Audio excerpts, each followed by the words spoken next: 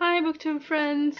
I'm here with another video. I thought I'd do a review video before the day is over when I finally have time. Uh, it's a book I read recently. It's called Girlland and it's written by Caitlin Flanagan. This is from 2012. I ordered this at the same time as Not That Kind of Girl by Lena Dunham. So two feministic book at the same time. I've actually been wanting to read this since it came out, but I thought it was a bit expensive, so I put it off. But now I got it and I've read it. I read this quite fast. It was very fast paced. I think that's how I felt. It's not that, and it's not too long either. And there are questions for like a reading group at the back and such. So yeah, I thought I'd share my opinions of this. It might be quite controversial. I don't know. Yeah. Okay. So I got this believing it was a interesting feministic book. It's nonfiction.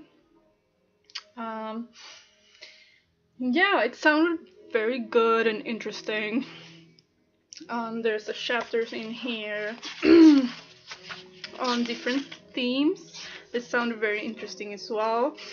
The first one called Girlland, then dating, menstruation, diaries, sexual initiation, proms, moral panics, and Girlland culture and counterculture. And then there's an epilogue. But yeah, so I thought it was very interesting. It sounded very interesting, but I was massively disappointed finishing this book. There are parts where I did find it quite interesting, like in the section of diaries. She talks about the Anne Frank diary and not being read. I can't remember if it's in the 50s or something, before the Holocaust word came, and it was not read as a Holocaust book. It was actually read as a girl's diary, saying how important that kind of literature is. And yeah, I get that, for girls. Um, and it actually made me want to read Anne Frank's diary more, made me more interested in it, because I'm kind of scared about Holocaust literature. I mean, I've read about it a ton in school, and she's saying a lot of people don't read it anymore because it's sorted with the Holocaust literature, so people don't find it, especially not the young girls who might be the right target group for the book, actually, because she's not writing about the war that much. She's actually writing about her life hiding and a lot of girly things, I guess. I haven't read it yet, but that's how she describes it, and she actually made me actively trying to get to read it sooner rather than later. But yeah, other than that, I just felt this book to be very flat in the way of thinking, very heteronormative, very biological based, like boys are boys and will always be boys, and girls are girls and need to be treated that way. They need to be protected. We can't do anything about the boys being boys, sort of like that. And I felt it to be very middle class, upper middle class, very white, very heteronormative, which was disappointing. Talking about girls' importance of being alone, finding themselves, not being online all the time, having a steady father figure, because boys won't dare doing anything bad if the girl has a strong husky dad at home, those kind of things, like having parents watching over them all the time.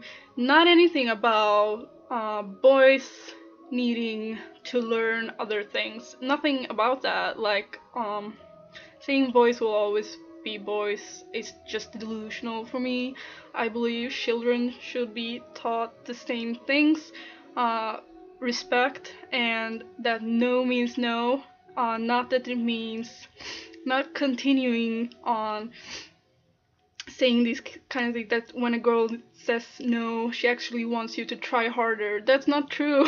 It's a massive shitty thing to continuing teaching to boys and girls. It's just stupid. We should teach that no means no. If a girl says she's not interested, she is not interested. Don't try to manipulate her into believing that she's interested. It doesn't work that way.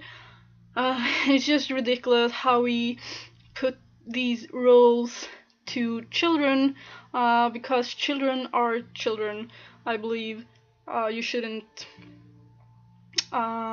treat them due to their sex, because there's people who don't even identify as boys or girls and are actually born with both.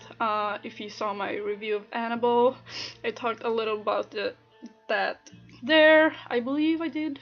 Maybe I didn't put that up. I'm not sure. But yeah, I just found this to be very flat and disappointed, and it pissed me off at the end where she wrote about having a dad, and or if there was no dad in the family, someone else from the family, a man, should be there, control the girl dating life, sort of, just so boys won't dare touching her. It's just a bad view on boys, actually. Why do we think about boys as being naturally predators? We know better these days. We can teach them the same values as we teach girls, if girls are so innocent, which they're not, actually. Why don't we just teach both sexes, or all sexes, the same values and just get rid of this problem? It's more complicated than that, I know. It's just a very important subject for me, and yeah, this was a huge disappointment. I hate this book. It's crap. I wouldn't recommend it to anyone. Don't give this to anyone interested in feministic sort of literature. This was just a waste of money. Yeah, cover looks interesting, but this was not what I expected, and I wouldn't really. Yeah, I don't know. I don't know what to say. Really, I just did not like this. It was so flat and narrow-minded. I'm not sure if you'll understand when I say I feel like it's very American.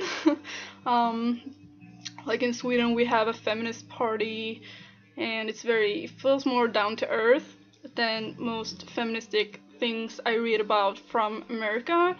And I'm not sure if it's due to scale of country and people. It just feels very narrow and not including. Just I didn't like this. I don't recommend it. I just